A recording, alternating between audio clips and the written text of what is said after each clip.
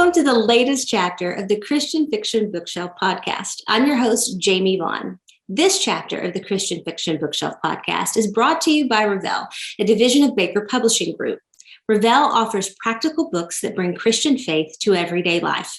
Whether through fiction, Christian living, self-help, marriage, family, or youth books, each Revell publication reflects relevance, integrity, and excellence.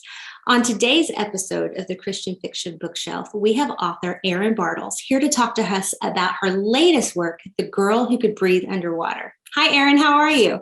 I'm great. How are you? I'm doing great. And thank you so much for being our first interview of 2022. We're really excited to talk to you. Wonderful. So tell me a little bit about The Girl Who Could Breathe Underwater. It's the story of Kendra Brennan, who is an author. She's written a book. It was well received, except she got one letter that was from a very disappointed reader, an anonymous reader who accused her of getting the story wrong and using people and of taking the wrong person's side. And she knows that this person must know something about her real life because she based the book on her real life. So she is going back up to the cabin on an inland lake in northern Michigan, where she spent all of her summers growing up and where the events of what became her book took place so that she can sort out for herself what actually really happened. And it's a story of kind of a failed friendship. Mm-hmm. There's some abuse, there's family relationships and a relationship with a mentor and all of these different things, these tangled webs of her life. And she's got to sort it all out. And it turns out to be quite a bit more complicated than she thought, as our memories do when we kind of think of something that happened as children. Later on as adults, you realize, oh, there was more to that than I thought. So it's a story about kind of finding the truth, believing in yourself and believing that you did get things right if you did, and apologizing where you need to, and all sorts of things like that, reconciliation and forgiveness. And yeah. So where did you get the inspo for the book? Well, I have in my own past some failed friendships, but also I had my own experience as a young person of sexual abuse with a friend's older brother. And so it's something that I've, been thinking about and mulling over and working through for more than 30 years. And in fact, when I first started trying to write a novel, it was a story that was sort of related to this. It had the same setting, it had some of the same characters and certainly some of the same themes. Ultimately, that one didn't go anywhere, and I'm really glad it didn't, because I think it took a little while longer to be able to write the story how I really wanted it to be. Mm-hmm. So it draws a lot on just my own experiences as a young person, and just those times when, as a young person, you're confused and you don't really know what's going on. You don't know why something's happening. And then getting to a point in your life where you realize, oh, I can process this. I can move beyond this. And maybe there was something going on in these other people's lives too that I wasn't aware of. Mm-hmm. Now, you have a lot of complicated relationships in the book. Are you able to shed any light on those for us without giving it away? Oh, it's kind of difficult to talk about this book without giving plot points away. Yeah, I can talk about some of them.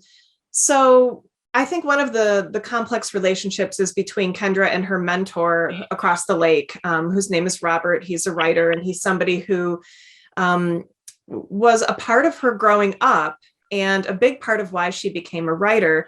But she's always been at the same time a little bit jealous of him because of his success, a little bit jealous of her friend, who's his daughter, because of her relationship with him, because she never had a father growing up. So there's a lot of that kind of mentor, father figure type issue going on. But also, I think one of the important relationships in this book that I didn't realize when I first started writing it is the friendship between Kendra and Cammie. And at the beginning of the book, Cammie hasn't been seen for a while. We don't quite know where she is. And the way the book is set up is actually Kendra addressing her which is a way that I think I got more of Cammie on the page because she's not in a lot of the scenes. And so I think I just had my own friendships that were complex and things that I kind of looked back on and felt a little bit bad about. I think we all grow up with some regrets, some people more than others, but with some relationships, you have a chance to fix that. And with others, you don't. Yeah. So it's one of those things where you come away thinking, gosh, I wish I'd done things differently, or I wish I'd seen this thing that I didn't notice when we were kids. So I could have been nicer or more helpful or a better friend. Yeah. I definitely think we all have those moments of regret in that area. Now, a lot of your books have a central theme of redemption. Is that something that's planned? Is that, like your stamp and note as an author, or is it just something that comes out from within you? I don't think it's actually planned, because when I first decide to write a book, it's usually about particular characters that I want to bring together and that have to work through something. And I think that redemption ends up being a part of it just because that's a thread that I think people really want in life. And it's something that you can have in some aspects of life, and in some others, there's not really an end to your story until you're gone. And so we have all of these loose threads of our lives that we haven't quite tied up. And I think that people connect with redemption stories because that's what everyone wants. But I don't think I've gone into books specifically thinking this is going to be about redemption. It's really about the characters and the story that unfolds as they make choices and go try to fix whatever it is in their lives that is broken. Yeah. So what's next on the horizon for you? Any plans that you can share with us? Yes, I can. I had an absolute ball this past couple of years. Actually, one of the nice things about the past couple of years was writing this next book that I'm going to be putting out in 2023. And I can't tell you the title because it doesn't have a title yet. Okay.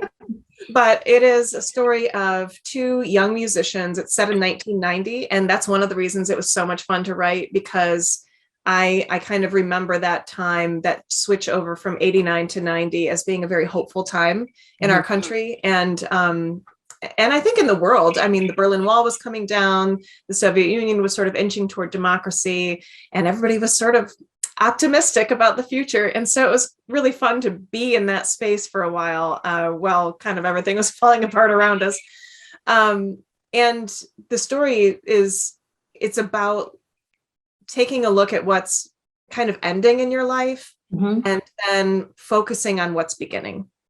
And I don't know if that was intentional, but certainly that's something that came through in the writing, that there are, you see these parts of your life that you wish would keep going, or you really just want to get out of this season of your life. But ultimately, there's no choice but to move forward and in time. So that's kind of what they do. And I just had a really great time focusing on music and my own experience growing up with an audiophile father, which for people who don't know what that means, it means he spends all of his time and money on high-end stereos.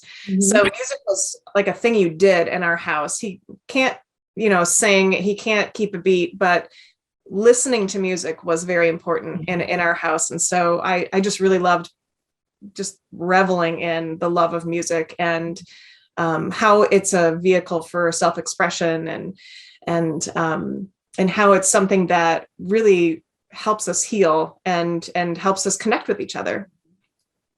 Well, I can't wait to read that. I really can't. That sounds like a lot of fun, especially coming out of the music industry myself. So. Oh yeah. It was really fun. And in the writing of it, I started learning songwriting. And so I've written songs to go with it. And, yeah, it's super fun. I've had just such a great time doing that. Okay. So now you need an album that sits on the end of the book. Yeah, now I need musicians because I'm not really a musician. I can play guitar, but I'm not a guitarist. Yeah, we'll come to Nashville. We'll hook you up. We'll get you the right people. Well, Erin, thank you so much for coming by today to talk about The Girl Who Could Breathe Underwater. It's available now wherever you buy books. Shop local if you can. And if you'd like this chapter of the Christian Fiction Bookshelf podcast, make sure to hit the subscribe button below so you never miss another chapter. I'm your host, Jamie Vaughn.